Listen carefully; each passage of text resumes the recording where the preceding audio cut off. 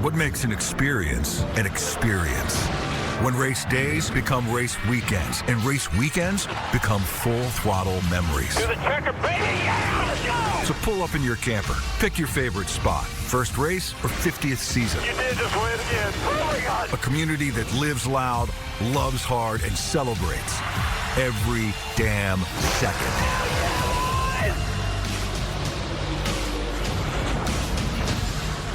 Roll Tide and welcome to this Tuesday edition of Crimson Drive, driven by NASCAR. This is Roger Hoover. Great to be with you in our Tuscaloosa studio on a week that's going to involve a lot of Tuscaloosa over the weekend for softball and Hoover, Alabama for the Alabama baseball team.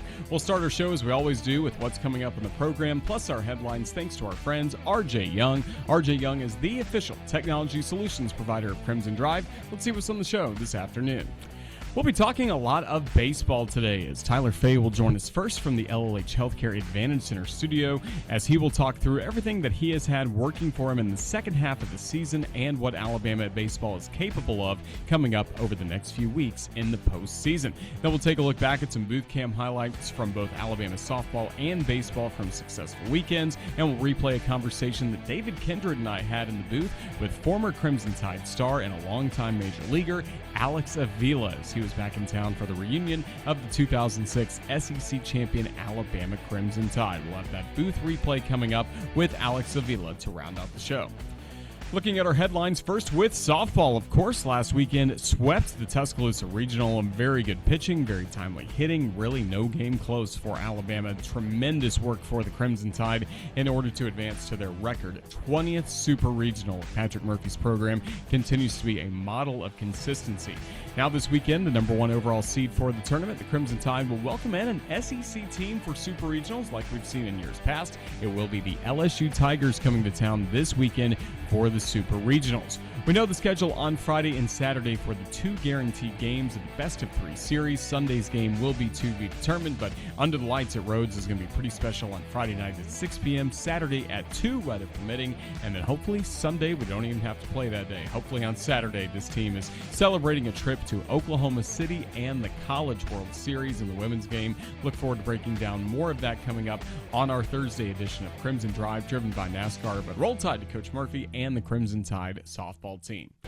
For baseball, it was a tough middle game of the series, but a great start, great finish for Rob Vaughn and the Crimson Tide baseball team, taking the series against Ole Miss as Alabama closes out SEC play 18-12, the best mark Alabama's had since the 2009 season, the final year of the Jim Wells era. And just think back to that tough doubleheader. We got swept at Tennessee to close out that Friday, and then after that, the final 3 weekends of the year, Alabama goes 8-1, mix in a 7-game winning streak in that stretch. This team is really ready for the postseason, and that's a good thing because it is starting this week with the SEC tournament in Hoover, Alabama. Crimson Tide earning a top 4 seed for the tournament. So for Alabama, play will not start coming up until Thursday, and we have to see the results of today's games, tomorrow's games, to even know who the Crimson Tide will play. They are slotted to take on these following opponents: Vanderbilt, Kentucky, and then possibly the Florida Gators will feed into that game, but we'll just see. It'll be one of those 3 teams, Vanderbilt, Kentucky, or Florida, the opponent for the Crimson Tide on Thursday night. And that's a look at our headlines presented by RJ Young.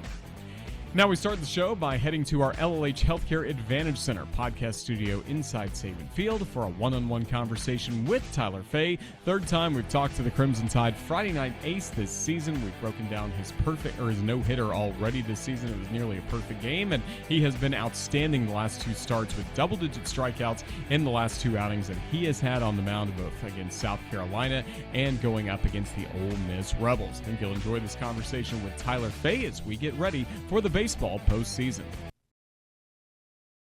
How are you feeling as you get set for the most exciting time of the year? Yeah, feeling really good. The past 2 weekends have been huge. 2 sweeps put us in a good spot to kind of reach the goals that we want to do towards the end of the year. So I'm feeling good. The whole team's feeling good. We're just excited for the last couple weeks. We've talked about it with Coach Vaughn. There have been some tough midweek losses at times, and Alabama seemingly always bounces back with you on the mound. Again, that first game of an SEC series, just kind of what do you see as maybe the connection between that, a tough midweek loss and then getting an SEC series started on the right note? Yeah, I feel like it just shows like the level of toughness that we have all across the team. hard to keep us down. And I think sometimes you kind of need the games to lose the games in the midweek or whatever it is to kind of like fire you back up a little bit and kind of just show that we have to play hard and play good baseball every week, every game, really, to have a chance to win, even midweek games. So. Yeah, it really does show that, and also overcoming some adversity, even with injuries, like we saw this past weekend at South Carolina. What did you see from guys stepping up, like Will Platner having to take over for Brady Neal, and then JoJo Williamson kind of taking this series by storm with his home run? Yeah, that was awesome. I love that. Those dudes all throughout the fall and the spring were really tough ABs for me. Like I couldn't get either of them out really. So them finally getting the chance, and Platt has had some chances throughout, and he's been pretty good for the most part. But for him to go out and go 3 for 3 or whatever it was, like that was awesome. And then JoJo the homer, that was sweet too. Like me and Matthew Heiberger were sitting next to each other, and we're like kind of feeling a homer right here. Like I think we could get one. And then it was like the next pitch he hit it out, so it was pretty sweet. Yeah, I love those dudes work their butt off, and for them to finally get like the chance and get the opportunity to go out and do their thing was pretty cool. It was pretty cool for sure. Yeah, and Will Platner is the captain of this team, gets to wear that jersey number 3. We saw Cade Snell in that role, got to play every day last year in left field. Before that, Evan Slight. Even though Will hasn't been able to play every day for you guys, how have you seen him lead this team? Yeah, he's just a really tough dude. He's a good leader. He's always just like pushing people and challenging people to be locked in and to be better, and I think that's huge for a leader, and especially in the role that he's in right now, like as a guy who's not starting every day, for him to still bring the energy and still be a leader that we all look up to and all respect is really impressive. Yeah, and he's one of the catchers you've gotten to work with for the season. John Lim has caught a lot of your games, including the no-hitter, and then Brady Neal recently catching some games as well. Just how comfortable are you with those two guys behind the plate? Yeah, they're awesome. All of our catchers are really, really good.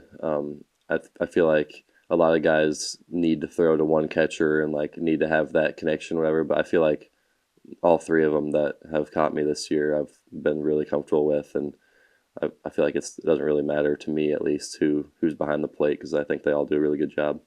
You guys have to be on the same page and definitely trying to make sure you're getting the strikes you want. Mm-hmm. And now as we get ready for the SEC tournament, you're going to have the ABS system in place with some challenges available to the pitcher and the catcher. What have you guys learned about some of the technology that's coming to Hoover, and then how to use those challenges in the right way? Yeah, we haven't really talked much about it yet, at least not that I know of, but I'm really excited for that. I think if they let me challenge some pitches, I'm definitely going to try to. So I think it'll be really cool to have that and just kind of feel more like a big league game, I think. In general, again, not pointing out any umpire-specific games or anything like that, how often do you feel like you get some strikes that maybe were probably balls, or the vice versa of that, strikes that, or balls that were probably strikes? Yeah, I think it all kind of depends on like where the catcher's set up and like if you actually hit your spot. I think sometimes you'll get a ball off the plate called a strike if it's like executed well, and then vice versa if you're trying to throw a fastball up and you dot it down and away, like they're not really going to give that call ever. And so I think that'll be kind of funny to have that be like you miss a spot completely and it's like just tap the head and it's a strike now. So that'll be kind of cool. Which one of those calls frustrates you more when you don't get it? Probably the one that's in the zone, even when I miss the spot. Because if you hit your spot and it's out of the zone, it's like, oh, well, I mean, it's a good pitch, but it is a ball. But if you throw one right down the middle when it's supposed to be somewhere else, then they call it a ball, and it's like, come on. Like I know I didn't hit my spot, but still, like that should be a strike. But, yeah, I think definitely the strike call the ball. Definitely can understand that. Again, you've been solid in the first game for Alabama all throughout this season, and then Zane Adams on Saturday, Miles Upchurch on Sunday. Just what have you liked about those guys and how they're approaching things, especially Miles as a freshman? Yeah, they've been really, really good. I think Zane just brings a lot of consistency every outing. Like you always know what you're going to get out of him. And then Miles, he gets himself into some jams and just always gets out of it. He's a really tough dude, really competitive dude.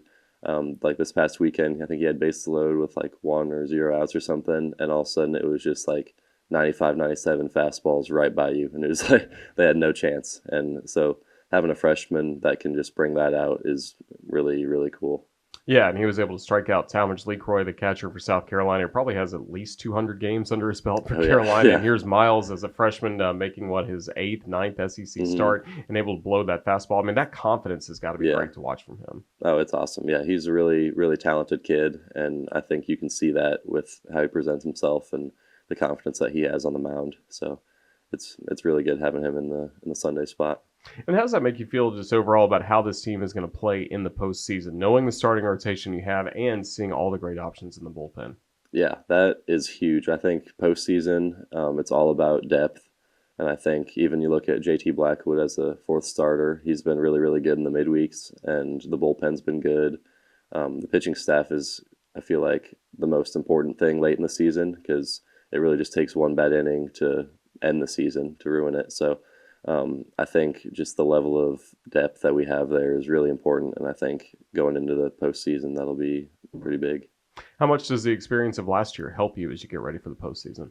Yeah, I think it helps like me and Zane, especially in the starting roles, because like there's not really going to be a game that we pitch in that'll be too big. Like we've kind of been in every spot that we'll be in outside of like a super in Omaha or whatever. But once we get there, I think we'll kind of just deal with that. So yeah, I think all the guys coming back that were on the team last year and all the dudes that have been in big spots like this, the confidence and the like cool, calm, collected type of thing will be really important. And how great is it to see, too, there were so many players that had the chance to go in the MLB draft last year, opted to come back and stay and have this great run coming up for this team. How great is it just to see all of it start to come together at this time of the year? Yeah, that's the best. I mean, we all came back for a reason. We all said that. And throughout the season, it kind of been some up and down type things. And just having the chance to do what we all came back to do at this point it's really special. And I think it means a lot to all of us. And how about getting the opportunity to possibly do it at home? Alabama's in great shape, it looks like, for a regional, but still the potential out there to host a super regional for the road to Omaha to go through Tuscaloosa. How much of an advantage would that be? That'd be awesome. I feel like we play a lot better at home. The fans bring a really good atmosphere here, and I think we're all just more comfortable playing at home. So if we can go take care of business next weekend and maybe win a game or two in Hoover at least and set ourselves up pretty good for the postseason. You mentioned Hoover. What makes that week unique and special? It's really fun. I love having all the teams there, and I think just like the hotel we stay at is pretty fun too because all the teams are there for the most part, and it's just a week full of baseball. Like you get done playing your game in the morning or at night or whatever it is, and then you go back to the field and watch another game, and it's just a lot of really good baseball, and I think it's really fun. Yeah, in some ways it's harder than what you're going to see in the regional, super Exactly, regional, even yeah. sometimes the World Series. You, of course, are from Nebraska. You said you went to some College World Series games, started to pick up the Florida Gators as your team, around the national championship year for them in 2017? Oh, yeah. Yep, I was a big Gators fan probably 2016, 17, all through really most of high school until Bama reached out to me and Florida didn't, and I was done with Florida now. So, yeah, Omaha's awesome, and I think getting back there or getting there, I guess, would be like that'd be the coolest thing ever, and I think we all agree with that for sure. How much are you guys talking about things like that, or is it just kind of one thing at a time, one practice, win the next game type mentality? Yeah, trying not to look ahead too much, but also having that in the back of our mind is kind of like the driving factor for us, and kind of brings the fire every day because we know we are in a spot that we could do something like that, and you can't take any days for granted. You have to show up every day and work really hard, and so I think that's kind of like the goal for us, and it's in the back of our mind, but try not to look ahead too much. We talk about leadership from Coach Vaughn so many times, kind of in the prism of how do you bounce back after a loss? How do you deal with adversity? But how about when things are going well, when you're getting back-to-back sweeps in SEC play? How does he keep you guys hungry and motivated? Yeah, he talks a lot about staying neutral and not getting too high or too low, being like really process-oriented and trying to stay off the scores and stay off what's happening and just trying to go out every day and execute what we're doing and work really hard, but also kind of talking about the goals and like things that we can do. Like I said, to like try to light the fire a little bit and keep it going. But yeah, I think for the most part, just trying to stay on us and stay on our process and just keep doing what we're doing. Yeah, and as you think about what's ahead, what would be your message to the fans about how they can support this team, making sure you guys can realize your dreams this year? yeah, just keep showing up, keep doing what they're doing, and yeah, I mean, when the Joe's packed out, it makes it a lot more fun for us to play and a lot less fun for the opponents to play there. So I think just keep doing what we're doing. We're looking forward to it. Tyler Fay, thank you so much for your time. Best of luck. Roll Tide. Thanks for having me. Roll Tide. What makes an experience an experience? When race days become race weekends and race weekends become full throttle memories. To the checker, baby! Yeah, let's go! So pull up in your camper, pick your favorite spot, first race or 50th season. You did just win again. Oh my God! A community that lives loud, loves hard, and celebrates every damn second.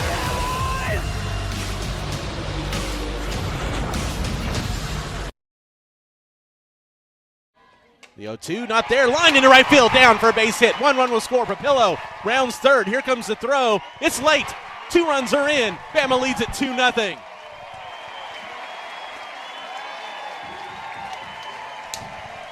That's my captain.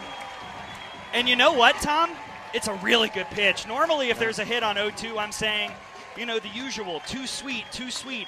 This isn't that. This is actually that pitch that Murph wants the righties to lay off. It's that screwball on the outer half, but Marley. 1-2. Thomas with a chopper, back to Moten, barehands it. The throw, dug out by Brooke Wells. Oh my gosh, what a play by Vic Moten. Just showing off now. And there's one gone. Get out of here, Freshie. What? A bare hand? And don't let the pick by Brooke Wells get lost in the shuffle here, because the throw is low and 98 miles per hour. And Brooke had to get the glove down and scoop it. If that's not on SportsCenter, fire everybody. I mean, come on. That's insane, kid. 2-hopper to short. Stop made by Hawkins. The throw is in time. And Alabama wins by a final score of 9-0. They do not allow a run in the Tuscaloosa Regional. And for the 20th time in program history, the Crimson Tide is on their way to the Super Regional round. Breaking ball lined on one bounce past the shortstop. Ricochets off Pano and to left center. Vaughn scores right behind him. Steele to third base. Neal over at first. Jason Torres, he comes through. Alabama with a 5-2 lead in the bottom of the fourth. Breaking ball is clubbed high to center. Backing up on it, Federico. He's to the track. He's to the wall. Eric Hines comes through. A solo homer to center. And the freshman makes it Alabama 6, Ole Miss 2.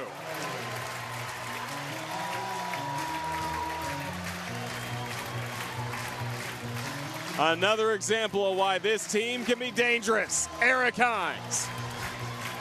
You knew it was a matter of time. Eric Hines had seen a plethora of off-speed pitches, and the slider by Calhoun was hung up in the air, and Eric Hines just striped it to dead central for a solo job. Neal into foul territory, waits for it. He makes the catch, and this game is over. Alabama takes the series against Ole Miss. 6-2, the final score in the rubber match. Hey, Joe. See you again in 2 weeks for the regional. We're going to Hoover, Alabama as a top 4 seed for the SEC tournament. Alabama closes out conference play 18-12, and the Crimson Tide will play late next week at the Hoover Met. What a response by Alabama after getting drubbed yesterday. No runs. Miles Upchurch, the freshman, comes back and delivers 7 innings strong. And the Alabama offense put it together, scoring early and often throughout this game. Running Ole Miss's starter from the game. Just a full-fledged win for Alabama, getting to 18 wins. Have not had that many wins for Alabama in the SEC since Jim Wells in 2009, where they went 18-11. But what a job today, Roger Hoover. Appreciate Tom and Gray with the great calls for us on Alabama softball this past weekend. More to come from them, especially coming up on our Thursday edition of Crimson Drive, driven by NASCAR, when they'll give you a full preview of Alabama's Super Regional against LSU. Going back to the booth at Sewell Thomas Stadium, not only were David Kindred and I there on Saturday, we had a very special guest in Alex Avila, catcher for the Crimson Tide in the final years of the Jim Wells era, and then, of course, had a long career in Major League Baseball, notably some years with the Detroit Tigers, where he's an all-star, gets play in the World Series. He joined us in the second inning to give his thoughts on Alabama baseball this season, plus memories of 2006 and everything that happened in his Major League career. Here's a replay of our conversation in the booth with Alex Avila. Alex Avila. Alex, Roll Tide, and welcome back to Tuscaloosa. Yeah, Roll Tide. I appreciate it. It's good to be back.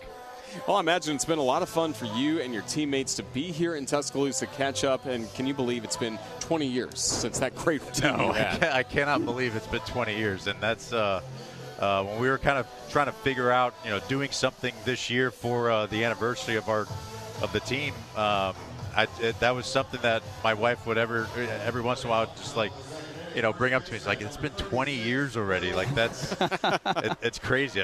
Married, kids, life goes on, and but it was fun, getting back and catching up with a lot of the guys and seeing a lot of faces I hadn't seen in a while.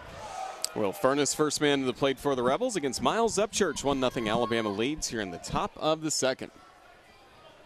Upchurch setting down the Rebs 1-2-3 to get this game going. And Furness takes low, 2-0. Well, a guy that's no stranger up in the booth and doing work on the MLB network. I mean, obviously you had the career that you had at Alabama as a legend, a 13-year MLB career, AL Silver Slugger in 2011. 2-0, fouled away, 2-1. Yeah, that was, getting the opportunity to play in the big leagues and then it lasting for 13 years was, incredible time. And I was just, happy enough that I was able to get as much out of my body as I was able to, being behind the plate, and just fortunate that I was able to have a career like that. 2-1, swung on a miss. Now the count at 2-2. What led you to Alabama in the first place? Why did this school stand out from some of the other programs that are recruiting you? That's a good question, because everyone always asks me, well, I'm a kid from South Florida. How did I end up in Tuscaloosa? And, really it was Todd Butler and Coach Gatewood. Furness strikes out, one gone. They saw me at the East Coast Showcase in Wilmington, North Carolina, and at the time I was getting recruited more heavily by teams up north like Michigan, Ohio State, Notre Dame, and once I started getting recruited from Alabama, I remember setting up a visit to come here. Along right after I had visits to all the other schools, everything was kind of lined up to visit all the schools. I came here and I canceled the rest of them. Wow! And just fell in love with everything that University of Alabama had to offer. And the other thing, Coach Wells was like, hey, I'm going to give you an opportunity to start as a freshman. That's really all I wanted to hear. And had a pretty good freshman year, the team that's getting recognized, along with the teammates that you had. Can you talk a little bit? I've heard this from Coach Dax Norris, so he's my former coach, after this pitch. You came in and really developed as a catcher. Is that? Well, I came in actually as a two-way player, playing third base and pitching. And that ended up just being infield, and pitching career didn't last too long. But then on that team particular in 06. Federico bounces it to second. Holt makes the play for out number 2. Matt Downs was playing third base. You had, Spencer Pennington was over at first, so I DH'd a lot in that first year. But then, my sophomore year played the infield. And then going into my junior year was when Coach Jim Wells had thoughts of me playing catcher, because we just didn't have much catching depth. And I remember getting the call while I was playing in the Cape Cod League that summer from Coach Wells, just being, hey, you're gonna hit third, fourth in the lineup. What do you think about catching, DHing a little bit? And we had Jake Smith was coming in. He was going to be starting as a freshman as well. I'm like, let's do it. And Dax was, tasked of making me into a catcher. Going into that fall, never had caught before, and I had to learn how to catch in order to be the starting catcher for the spring. How about that? 0-2 on Colin Reuter, as it's 1-0 Alabama in the top of the second. Miles Upchurch setting down the first 5 he has faced in a row. But back in those days, like, there was a lot that I had to learn, obviously, to catch in the SEC that spring. So Dax would have me. He would have me catch every single bullpen before every practice. So each pitcher would throw one at a time, and I'd catch all the bullpens. Just to be able to get used to the pitches, but also practicing, catching, blocking, all that kind of stuff, more like game speed. And then after I'd hit batting practice, I'd catch coach's batting practice. Wow. Oh my gosh. Really just to get used to the bat coming in front of me and getting used to, about to catch a ball and the bat coming through, foul balls, all that kind of stuff, and getting over the fear of the ball. And then after the practice, Dax would have me blocking. We'd be doing throwing drills, footwork, fundamentals, and wow. It was a crash course within 2.5 months to be the starting catcher that spring. And I'd say, like, I got drafted after that season, and then 4 months later, I was in the big leagues, and it was like a whirlwind. Wow. Go from one Jim to another. Jim Leland becomes your manager after Jim Wells here at Alabama. 2-2 from Upchurch is rolled to the shortstop, Justin LeBron. He'll make the play, and that will close out the inning. We'll continue our conversation with Alex Avila. Alabama 1, Ole Miss nothing. We start at the bottom of the second. Roger Hoover and David Kindred continuing our conversation with Alex Avila. And I know, David, this matchup, Alabama against Ole Miss, brought up an immediate memory for you concerning Mr. Avila. Yeah, I talked to Dave Kellum, who's the radio voice for baseball for Ole Miss, and I told him Alex Avila is going to be up here in the booth with us, and he goes, oh, my gosh, I know Alex Avila. A matchup in Oxford in 2007, it was the matchup, the Titans. It was really Tommy Hunter versus Lance Lynn, who had a long MLB career. Lance Lynn ended up going 9 innings in that game, but somebody sitting right next to us, Alex Avila, took him yard. I remember I was sitting in the Ole Miss dugout as a young pup over there. I was like, oh, my gosh, this is what real college baseball is all about. It was a laser into right field, but just kind of just talking about those type of memories that you have. You talked about remembering your teammates, those type of games. Like, what was the kind of juice like in college versus the MLB? Well, I mean, I think playing in the SEC certainly prepares you for the type of attention that you're gonna have playing Major League Baseball. Not so much professional baseball in the minor leagues, because that's a real grind. But once you hit the big leagues, I think guys that play in the SEC are more apt to adapt to the environment. But Eric Hines sending it high into left field. It'll stay in the yard as Topher Jones will make the catch. We get excited anytime the ball hits off his bat, Eric Hines. But that game in particular, I remember that game very well, because that game certainly felt like, you knew you were watching Major League talent, especially with Tommy and Lance, going head-to-head. And Ole Miss had an incredible team that year. I played with Cody Satterwhite in the Tigers organization. The Tigers, he closed out that game. He closed that game, and he threw hard as well. But that home run against Lance, me and Lance had talked about it, because I faced Lance a lot in the big leagues. After that was the only hit that I got off of Lance in my career, was that home run in college there at Ole Miss. So I remember, towards the end of our careers, once I started getting into the media side and doing some MLB Network, I was actually interviewing him one of his last games, and we brought that up, and he's like, I'll never forget you hitting the home run off me at Ole Miss. So he goes, every time I came up in the big leagues, he made sure like he didn't want that to happen again. But he owned me in the big leagues, but I got him that one time. 2-0 to hold foul For away. Alabama fans, that's all that matters. That's right. That's it. That's it. Well, then how'd you do in the major leagues against some of your Bama guys? Either Wade LeBlanc, Tommy Hunter, David Robertson, who's also here this weekend. Yeah, so Wade I faced a couple of times, I think, like in spring training, and actually I did all right against Wade during those spring training games, but I faced Tommy a bunch, faced D-Rob quite a bit as well. David, I think I got one hit off of him probably one of the first couple at-bats I faced him. But with that cutter that he threw, he got me quite a few times after that. He had, him and, I would face him and then Mariano Rivera right after. You're picking your thumbs up over at first base after getting sawed off there. But Tommy actually hit pretty well. We were joking about that last night while we were in right field watching the game. That I hit him pretty decent over our careers. Liner to left. Holtz retired, 2 gone. With a couple of extra base hits there, and I think one of them was a triple, and he was like, there's no way you hit a triple. Hoffman. I'm pretty sure it was a triple. 1-0 Crimson Tide over Ole Miss as we're in the bottom of the second, catching up with longtime Major Leaguer, former Crimson Tide catcher Alex Avila. And Alex, just what has this program meant to you, kind of the more years now you're removed from your playing days, college days here in Tuscaloosa? How much are you keeping up with what this group is currently doing right now? I mean, definitely been keeping up with them. So I was talking with Coach Vaughn earlier today, just congratulating him on a good season, and been keeping up with the team. I know it's been kind of like a little up and down over the course of the year, but the fact they're finishing off as strong as they are, going into the tournament is great to see. Been keeping up with LeBron as well, because he went to my old high school in South Florida as well, then coming here. So kind of that connection from South Florida to Alabama. But this place, I mean, all the feelings came rushing back to me as I was driving in from Birmingham yesterday, and then just coming around campus. Like, it's amazing, and sometimes you don't realize it when you're here, but especially after the fact that being a part of something kind of bigger than you, bigger than yourself. Not just the team, but the university, the tradition.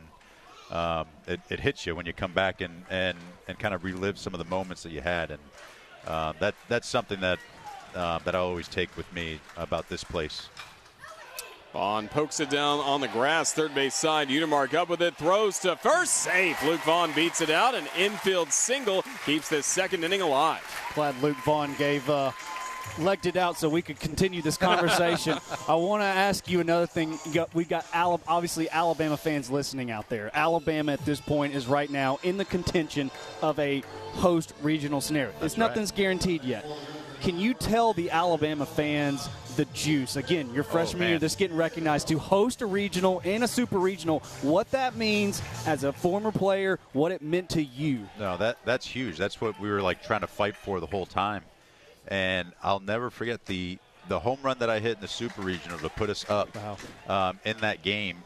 That was the loudest environment I had ever experienced up until that moment. And to this day, I can vividly remember how loud the fans were, the reaction of my teammates, and I have a great picture of coming, about to hit home plate after that home run, and the entire team's around home plate as I'm about to touch home plate, and that's in my house, framed up in my office, and one of those moments because of the environment, the stakes on the line, the pressure to win, all those things were an incredible experience playing here at Alabama.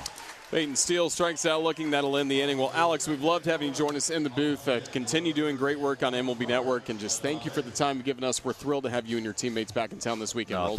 Thanks for having me up here, guys. Thank you, Alex. It's been a blast. That was Alex Avila. We'll be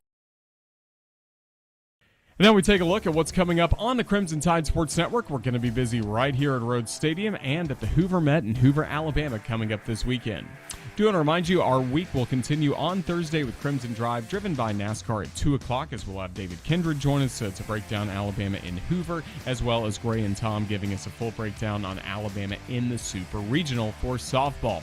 Later that night, Alabama baseball will play in the SEC tournament. First pitch still to be determined for that ball game, but we'll have the latest updates on the CTSN social media platforms and RollTide.com. Then on Friday, it is softball starting at Super Regional against LSU, 6 p.m. on Friday night, 2 o'clock on Saturday, and then to be determined if necessary. They'll wait and see kind of what TV windows are available for that ball game if necessary on Sunday. But we'll have the latest information again for you there. And then don't have it on the schedule, but hopefully baseball continues to play if the Crimson Tide win on Thursday. Weather permitting, weather could change some things later in the week in Hoover, but Alabama would not play again until semifinals Saturday and then championship Sunday. And as I noted as well, on Memorial Day, we will have the NCAA Tournament Baseball Selection Show coming up at 11 a.m. Can't wait to see where Alabama will be heading, but also who will be welcoming in to Tuscaloosa. Feel pretty good about the Tide being a regional host. Feel really good as well about Alabama's chances as a super regional host, but that's still a little bit on the bubble to see if Alabama is a top 8 seed. A good week in Hoover would go a long way for that. Again, follow us on all of our social media platforms at UA_CTSN. That's our upcoming schedule. And that's going to do it for us here on the Crimson Tide Sports Network for Crimson Drive, driven by NASCAR. Huge thank you to our guest, Tyler Fay, at the beginning of the show, and then all the great work with David Kindred at baseball, and Gray and Tom with softball, and Alex Avila for joining us in the booth. Fun conversation with him. Hopefully we'll hear from more Crimson Tide legends as we move along into the postseason.